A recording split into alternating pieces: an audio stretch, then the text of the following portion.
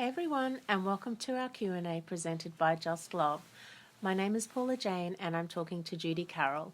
Judy is an internationally known author. Her books include The Zeta Message, Human by Day, Zeta by Night, Extraterrestrial Presence on Earth, Lessons in History, and her two most recent books, both Kindle editions and both also available in German, An Interview with an Alien, Comments by an Undercover ET, and Cosmic Spirituality, Blending Religion and Science in Oneness from an Off-Planet Perspective. Hi Judy. Hi Paula, hi everyone. So today we're going to continue to unpack one of Judy's latest books, An Interview with an Alien, Comments by an Undercover ET. As we have discussed in previous episodes, Judy wrote this book as a commentary on editor-author Lawrence Spencer's book, Alien Interview. Lawrence Spencer claims to be quoting from notes put together by a military nurse by the name of Matilda McElroy. Al is the name of a grey ET survivor of the Roswell crash who was taken captive by the military. Al claims to be from a highly advanced off-planet culture that she refers to as the Domain Forces. She survived for several weeks and during this time gave out information on her own culture and also on the history of Earth. So that's just a little bit of a prelude as to what we will be talking about in this episode. Yes, through my soul consciousness connection with the Greys, including the Zeta group who were involved in the Roswell incident, I'm aware that there was a survivor. They were kept at the military base for some time and there were communication attempts made. Some of the information provided in the original book entitled Alien Interview is accurate and authentic, but a lot isn't, and has been either misinterpreted or else is outright disinformation. At the same time, the parts that are correct are surprisingly accurate. Mm-hmm. Okay, so we have the military nurse Matilda talking about Al. One of the things that Matilda notes is a sense of Al's gaze seemingly penetrating right through her, as though she has X-ray vision. Can you comment further on this? Yes, Paula, the Greys have the ability to see energy, so when they look at somebody, they don't just see the physical form. So they see more than just our body?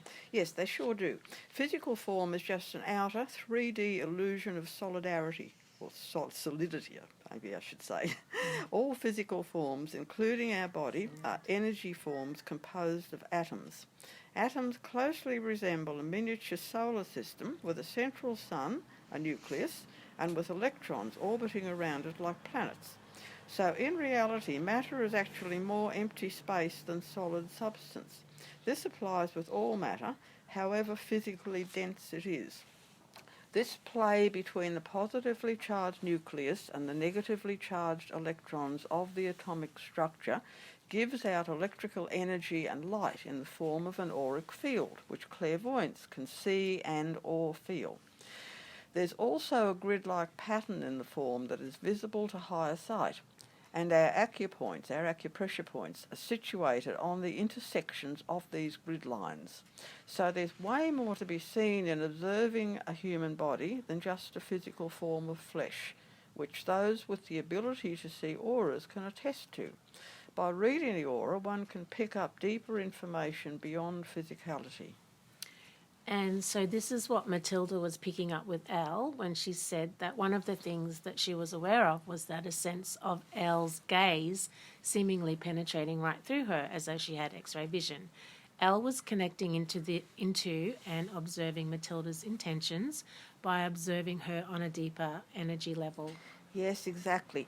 This is what hypnotherapist and author, the late Dolores Cannon, describes in her book entitled The Custodians, where she quotes from a session conducted on a fellow hypnotherapist through whom a grey ET being was communicating.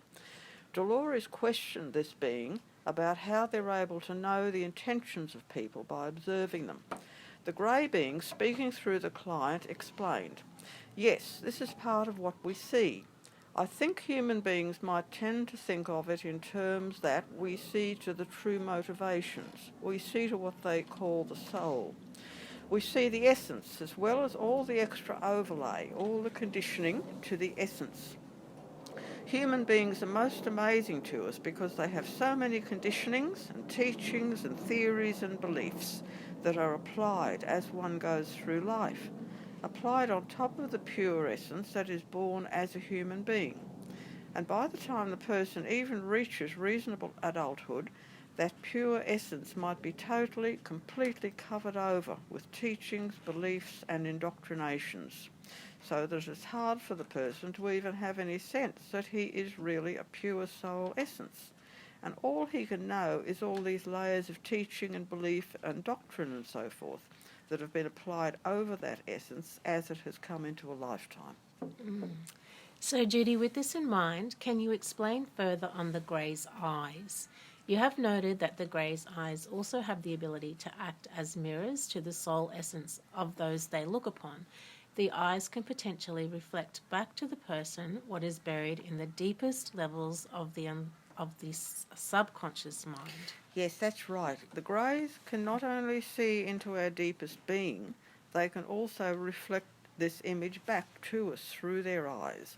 This is partly why contact with them can potentially cause such deep fear, because fear is often carried over from past lives and buried deep within the human psyche, which in turn causes a major blockage on our evolutionary path. And of course the planetary controllers have deliberately caused people to experience fear as a way of blocking human progress on the soul level. This is where religion becomes toxic, when the emphasis is placed on judgment and damnation. These deep-seated fears need to be brought to the surface in order to be cleared, which is work that the Greys carry out. So, Judy, in your book, An Interview with an Alien, you do talk about this and say that many human fears are buried in the deepest levels of the subconscious mind, which blocks the person's soul from its rightful evolution. You also say that this is part of the weaponry used by the old Empire controllers to keep humans entrapped, and that the Greys' work involves drawing these hidden fears to the surface so that they can be dealt with and cleared. What do you mean when you say that this is part of the weaponry used by the controllers? And can you give us an example of how they are doing that? Oh my goodness, yes. You only have to tune into the media to see examples of the planetary controllers using fear to keep us dumbed down and trapped. So much information put out in the media is blown way out of proportion, and this includes alternative as well as the traditional media outlets. The controllers use drama, emotion and sensationalism to draw people in. This is what sells newspapers and books, hooks listeners into interviews and podcasts and into watching movies and TV programs. Modern-day conspiracy theories have taken over from the cheap weekend tabloid newspapers. Many humans thrive on this hyped-up rubbish. Advertising depends upon fear to sell their products. Fear of ageing, fear of illness, fear of not being attractive enough, fear of lack, fear of loneliness, fear of death, and then there's the religious brainwashing, fear of hellfire and damnation, eternal punishment. The list just goes on and on. The control exerted upon humanity through fear is mind-blowing. So, Judy, as a dual soul, you are very aware of the deep fear within Earth plane humanity carried over from past lives and buried deep within the human psyche, which in turn causes a major blockage on our evolutionary path. It makes so much sense that your prominent message is to choose love. As always, it ultimately comes back to choosing love over fear. Absolutely, for sure. If everyone could do this, there'd be no more violence, no more war, no more poverty, drug and alcohol problems, domestic violence. All these things are totally based on fear. Whether people are able to consciously acknowledge this or not, it's the bottom line. Yeah, so fortunately for us at this time, as we move more deeply into the planetary shift, it is becoming clearer for us to see that many fears masquerading in systems that we have been working within and controlled by for our entire lives, for millennia almost. This is very interesting and an exciting time on the planet. It sure is, and people ask why the ETs don't just make their presence known and fix everything. But we are, through ones like myself and others who are ETs who have voluntarily chosen to experience a life down here in physical Earth-human form. I'm deeply aware of the frustration felt by the Zeta person who did spend time at the military base after the crash. Trying to communicate telepathically with Earth humans is super difficult. I clearly remember coming up against this on the ship one night when I was literally shouting at the top of my telepathic lungs for a human fellow to calm down, that I was not going to hurt him, but there was no way I could penetrate the cocoon of fear that he wrapped around himself. This is why, after the Roswell incident, a number of us volunteered to be born down here as Earth humans to overcome the communication difficulties and get our message out verbally. I still have trouble with verbal language, which is why I've written my books. All of the genuine greys down here in human form just keep putting the same message out. Choose love over fear. We cannot do anything else. This is all we can do until humanity makes this choice through their own free will. This too was the main message included in the binary code presented to humanity through the Rendlesham Forest incident that I mentioned in our last episode, number 69, in which an off-planet ship landed near a military base in England. To quote co-author Gary Osborn on page 638 of the book, The Rendlesham Enigma, I think that the results of the analysis of the code, which point to an ancient system of knowledge encoded thousands of years ago in the past, are going to surprise a lot of people who view the Rendlesham incident as just a UFO event. For example, there is a spiritual evolution of consciousness aspect to all of this, which is based on the esoteric teachings and traditions associated with enlightenment, which has also been encoded at Giza and used as a focal point in this regard.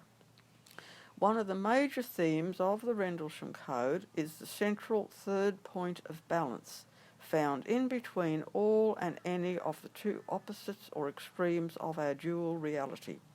We are being told that it is the midpoint in consciousness that we should understand above all else and where we should be focusing our attention, especially if we wish to reduce conflict and all war and human suffering and evolve further.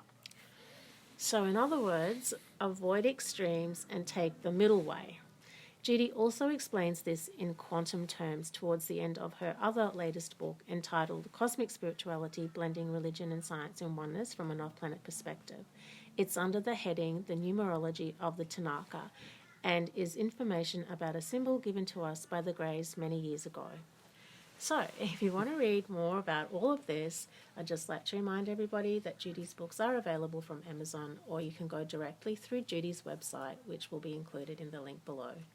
And if you enjoyed this video, please share it with your friends and family and subscribe to this channel.